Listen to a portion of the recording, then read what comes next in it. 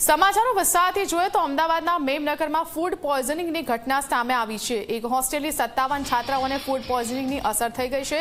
Saurashtra Leuva Patel હોસ્ટેલની છાત્રાઓને food પોઈઝનિંગની અસર થઈ છે। 21 છાત્રાઓને હોસ્પિટલમાંથી સારવાર બાદ રજા આપવામાં આવી છે, જ્યારે 18 છાત્રાઓની હજુ પણ હોસ્પિટલમાં સારવાર ચાલી રહી છે।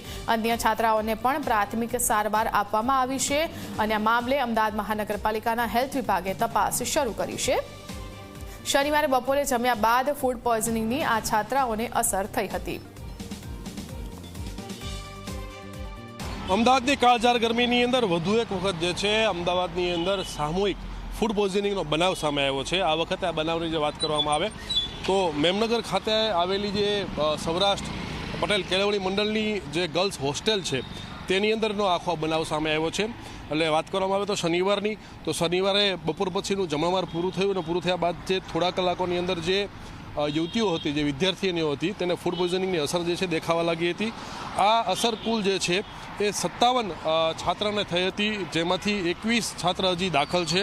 18 જેટલી છાત્રા જે છે એને સારવાર આપીને ડિસ્ચાર્જ કરવામાં આવેલા છે અને અન્ય જે છાત્રાઓ હતી તેમને પ્રાથમિક સારવાર આપીને ગઈકાલે જ તે ડિસ્ચાર્જ કરી દેવામાં આવ્યા હતા। ત્યારે સમગ્ર બનાવ સામે આવતાની સાથે જ તે એએમસીની ટીમ જે છે એ ઘટના સ્થળ ઉપર આવી અને જે ખોરાક આપવામાં આવેલો હતો, જે જમણવાર આપવામાં આવેલું હતું જમવા માટેથી, તેની પરીક્ષણ કરવામાં આવ્યું છે। અન્ય પણ તપાસ જે છે હાથ ધરવામાં આવેલી છે।